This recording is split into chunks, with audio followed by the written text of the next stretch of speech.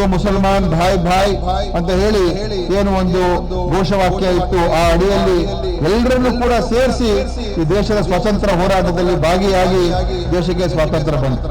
ನಾನೊಬ್ಬ ಶಿಕ್ಷಣ ಸಚಿವನಾಗಿ ನನಗೆ ಎಲ್ಲೋ ಒಂದು ಸಲ ಸಾಕಷ್ಟು ಸಂದರ್ಭದಲ್ಲಿ ಸನ್ಮಾನ್ಯ ಖಾದರ್ ಸಾಹೇಬರು ನನಗೆ ತುಂಬಾ ಮಾರ್ಗದರ್ಶನವನ್ನು ಕೊಡ್ತಾ ಇದ್ದಾರೆ. ಯಾಕಂದ್ರೆ ಅವ್ರ ತಂದೆಯವರು ನಮ್ಮ ತಂದೆಯವರೆಲ್ಲ ಬಹಳ ಆತ್ಮೀಯರು, ನನ್ನ ಕಡೆಗೂ ಸ್ವಲ್ಪ ಬಹಳ ಪ್ರೀತಿ ಜಾಸ್ತಿ ಅವರಿಗೆ. ಆದರೆ ನಾನು ಮಾಡ್ತಕ್ಕಂಥ ಕಾರ್ಯವೈಖರಿಯನ್ನ ಅವರು ಕೂಡ ಅವಾಗ ಕೇಳ್ತಾ ಇರ್ತಾರೆ, ಮೆಚ್ಚುಗೆಯನ್ನು ಹೇಳ್ತಾ ಇರ್ತಾರೆ.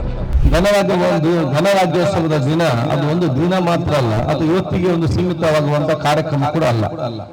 ಗಣರಾಜ್ಯೋತ್ಸವ ದಿನ ನಮ್ಮ ಮೊದಲ ಆದ್ಯತೆ ಅಂತ ಹೇಳಿದ್ರೆ ಅಖಂಡ ಸ್ವತಂತ್ರ ಭಾರತಕ್ಕಾಗಿ ಹೋರಾಟ ಮಾಡಿ ತನ್ನ ಜೀವವನ್ನು ತ್ಯಾಗ ಮಾಡಿದಂತಹ ಅಥವಾ ಜೀವನ ತೆತ್ತಂತಹ ಮತ್ತು ಬಲಿದಾನ ಮಾಡಿದಂತ ಎಲ್ಲ ಹಿರಿಯರನ್ನು ನೆನಪಿಸಿಕೊಂಡು ಗೌರವಿಸಿಕೊಂಡು ಅವರ ಪಟ್ಟಂತ ಕಷ್ಟವನ್ನು ಅರ್ಥ ಮಾಡಿಕೊಂಡು ನಾವು ನಮ್ಮ ಸಮಾಜಕ್ಕೆ ಕೊಡಬಹುದೆಂತ ಆಲೋಚನೆ ಮಾಡಿಕೊಂಡು ಮುಂದೆ ಹೋಗುವ ಜವಾಬ್ದಾರಿ ಗಣರಾಜ್ಯೋತ್ಸವ ದಿನದ ಅತ್ಯಂತ ಪ್ರಾಮುಖ್ಯತೆ ಜವಾಬ್ದಾರಿ ಅಂತ ಹೇಳಲಿಕ್ಕೆ ನಾನು ಇಟ್ಟು ಬಯಸ್ತೇನೆ. ಬಹುಶಃ ನಾನು ಸಭಾಧ್ಯಕ್ಷನಾಗಿ ನೀವು ನನ್ನನ್ನು ಆಯ್ಕೆ ಮಾಡಿದ ಸಂದರ್ಭದಲ್ಲಿ ಬಹಳಷ್ಟು ಜನ ಚರ್ಚೆ, ತುಳುನಾಡಿನ ಯುವಕರಿಗೆ ನಿಭಾಯಿಸಲಿಕ್ಕೆ ಸಾಧ್ಯ ಉಂಟಾ, ಕರ್ನಾಟಕದ ಯುವಕರಿಗೆ ನಿಭಾಯಿಸಲಿಕ್ಕೆ ಸಾಧ್ಯ ಉಂಟಾ, ಕರಾವಳಿ ಪ್ರದೇಶದವರಿಗೆ ನಿಭಾಯಿಸಲಿಕ್ಕೆ ಸಾಧ್ಯ ಉಂಟಾ, ಅದು ಕೂಡ ಕರಾವಳಿಯನ್ನು ಮೈನಾರಿಟಿಗೆ ನಿಭಾಯಿಸಲಿಕ್ಕೆ ಸಾಧ್ಯ ಉಂಟಂತ ಬಹಳ ಚರ್ಚೆ. ಕೆಲವೊಮ್ಮೆ ಬರ್ಲಿಕ್ಕೆ ಆಗುದಿಲ್ಲ, ನನ್ನ ಮೇಲೆ ಸಡನ್ ಆಗಿದ್ರೆ ಕೋಪ ಬರ್ತದೆ, ಅದಕ್ಕೆ ಬರ್ತಿದ್ದಕ್ಕೆ ಇದಕ್ಕೆ ಬರುತ್ತಿಲ್ಲ. ಅದಕ್ಕೆ ಇವತ್ತು ಡಬಲ್ ಧಮಾಕ. ಇಷ್ಟು ಸಚಿವರು, ಶಿಕ್ಷಣ ಸಚಿವರು ಎಲ್ಲ ನಿಮ್ಮ ಜೊತೆ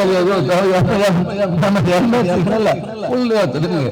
ಆದ ಕಾರಣವಾಗಿ ನಿಮ್ಮೆಲ್ಲರ ಪ್ರೀತಿ ವಿಶ್ವಾಸಕ್ಕೆ ನಾನು ಯಾವ ಆಭಾರ ಹೇಳಿಕೊಳ್ತಾ ನಿಮ್ಮ ಮಾರ್ಗದರ್ಶನ ಯಾವುದೇ ಕೇಳಿಕೊಂಡು ಮತ್ತೊಮ್ಮೆ ನಿಮ್ಮೆಲ್ಲ ಕೇಳಿಕೊಳ್ಳುತ್ತಾನೆ. ನಾನು ಮಾತು ಮುಗಿಸ್ತೀನಿ. ಅಸ್ಸಲಾಂ ಅಲೈಕುಂ ರಹಮತುಲ್ಲಾಹಿ ಬರ್ಕಾತ್. ಮಹಾತ್ಮ ಗಾಂಧಿ, ನೆಹರು ಅವರು, ಸುಭಾಷ್ ಚಂದ್ರ ಬೋಸ್, ಪಟೇಲ್, ಮೌಲಾನಾ ಆಜಾದ್, ಈ ರೀತಿಯಾದಂತಹ ಮಹಾನ್ ವ್ಯಕ್ತಿಗಳು ಅನೇಕ ಲಕ್ಷಾಂತರ ಜನ ದೇಶಕ್ಕೋಸ್ಕರ ಹೋರಾಟ ಮಾಡಿದ್ರು.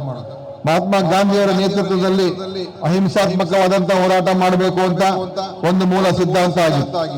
ಎರಡನೇ ಮೂಲ ಸಿದ್ಧಾಂತ ಏನಾಗಿತ್ತು ಅಂತ ಹೇಳಿದ್ರೆ ಎಲ್ಲರಲ್ಲೂ ಒಂದು ಸಾಮಾಜಿಕ ನ್ಯಾಯವನ್ನು ಕೊಡಿಸ್ತಕ್ಕಂಥ, ಅಂದ್ರೆ ಸಮಾನತೆ, ಅಸ್ಪೃಶ್ಯತೆಯ ವಿರುದ್ಧ, ಮಹಿಳೆಯರಿಗೆ ಸಬಲೀಕರಣ ಮತ್ತು ಜಾತಿ ಮಧ್ಯದಲ್ಲಿ ಆಗ್ತಾ ಇರ್ತಕ್ಕಂಥ ಘರ್ಷಣೆಗಳಿಗೆ ಅದನ್ನ ಹಿತಶ್ರೀ ಆಗ್ತಕ್ಕಂಥದ್ದಕ್ಕೆ ಸಾಮಾಜಿಕ ನ್ಯಾಯದ ಸಮಾಜವಾದ ಸಿದ್ಧಾಂತ. ಮೂರನೇದು ಮಹಾತ್ಮ ಗಾಂಧಿಯವರು ಕೊಟ್ಟಂತ ಒಂದು ಮೂಲ ಸಿದ್ಧಾಂತ ಏನಂತ ಹೇಳಿದ್ರೆ ಧರ್ಮಗಳಲ್ಲಿ ಎಲ್ಲಾ ಧರ್ಮದವರು ಒಂದು ಜೊತೆಯಲ್ಲಿ ಸೌಹಾರ್ದದ ರೀತಿಯಾಗಿ ಹೋಗ್ಬೇಕು.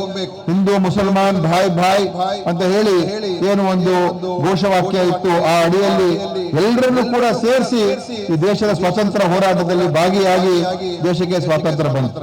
ಆ ಒಂದು ಸ್ವತಂತ್ರ ಸಂಗ್ರಾಮದ ಸಿದ್ಧಾಂತಗಳೇ ನಮ್ಮ ಸಂವಿಧಾನ ರಚನೆ ಆಗೋದಕ್ಕೆ ಮೂಲ ಕಾರಣಗಳಾಯಿತು.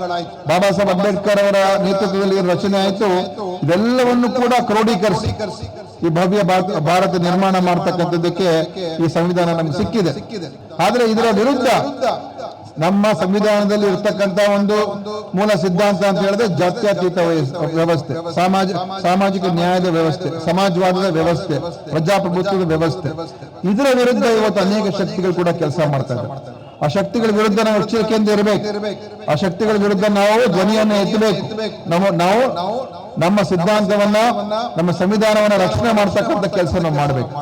ಆ ನಿಟ್ಟಿನಲ್ಲಿ ನನಗೆ ಬಹಳ ಹೆಮ್ಮೆಯ ವಿಷಯ ಏನಂತ ಹೇಳಿದ್ರೆ ನಮ್ಮ SKSSF ಸಂಸ್ಥೆ ಏನಿದೆ, ಇದರ ಆದರ್ಶಗಳು ಬಹುಶಃ ಇದಕ್ಕಿಂತ ದೊಡ್ಡ ಆದರ್ಶವನ್ನ ಇನ್ಯಾವುದೂ ಇಲ್ಲ.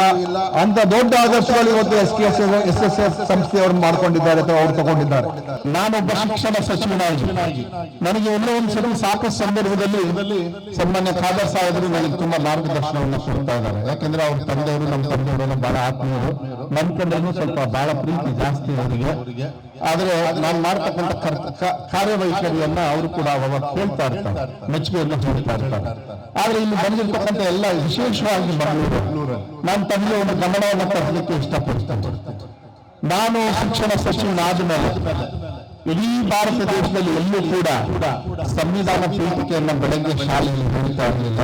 ಆದ್ರೆ ಸಿದ್ದರಾಮಯ್ಯ ಸರ್ಕಾರ ಬಂದ ಮೊದಲು ಭಾರತ ಶಿಕ್ಷಣ ಸಚಿವನಾದ ಮೇಲೆ 1ನೇ ಕ್ಲಾಸಿಂದ 10ನೇ ಕ್ಲಾಸ್ ವರೆಗೂ ಬೆಳಗ್ಗೆ ಅಸೆಂಬ್ಲಿಯಲ್ಲಿ ಕಡ್ಡಾಯವಾಗಿ ನೀವು ನಮ್ಮ ಸಂವಿಧಾನ ಬಾಬಾ ಸಾಹೇಬ್ ಅಂಬೇಡ್ಕರ್ ಏನ್ ನಮಗೆ ಕೊಟ್ಟಿದ್ದಾರೆ ಅದನ್ನ ಅರ್ಥ ಮಾಡಿಕೊಂಡು ಅದನ್ನ ಹೇಳ್ತಕ್ಕಂಥ ಒಂದು ವ್ಯವಸ್ಥೆಯನ್ನ ಇವತ್ತು ನಮ್ಮ ಇಲಾಖೆಯಿಂದ ನಾವು ಕಡ್ಡಾಯವಾಗಿ ಮಾಡಿ. ಕೆಲವರೆಲ್ಲ ಅಲ್ಲೆಲ್ಲ ಮಾಡ್ತಾ ಇಲ್ಲ, ಅದನ್ನ ರಿಕವರಿ ಮಾಡ್ತಕ್ಕಂಥ ನಾವು ಜವಾಬ್ದಾರಿ ಜಗತ್ತಿನ ಮಾಡ್ಬೇಕು. ಯಾಕಂದ್ರೆ ಈ ಭಾರತ ದೇಶದ ಹುಟ್ಟಿ ನಾವು ಬೆಳೆದ ಮೇಲೆ ಎಲ್ಲಾ ಸರ್ವಧರ್ಮ ಭಾರತ ದೇಶ ಎಲ್ಲಾ ಜಾತಿ ಧರ್ಮದವರಿದ್ದಾರೆ, ಭಾಷೆಗಳು ವಿಭಿನ್ನವಾಗಿದ್ದಾವೆ, ರಾಜ್ಯಗಳು ವಿಭಿನ್ನವಾಗಿದ್ದಾವೆ. ಆದ್ರೆ ರಕ್ತ ನಮ್ದು ಕೆಂಪದು ಮಾತ್ರ ಎಲ್ಲವನ್ನು ಮಾತ್ರ ಆಗಿಲ್ಲ.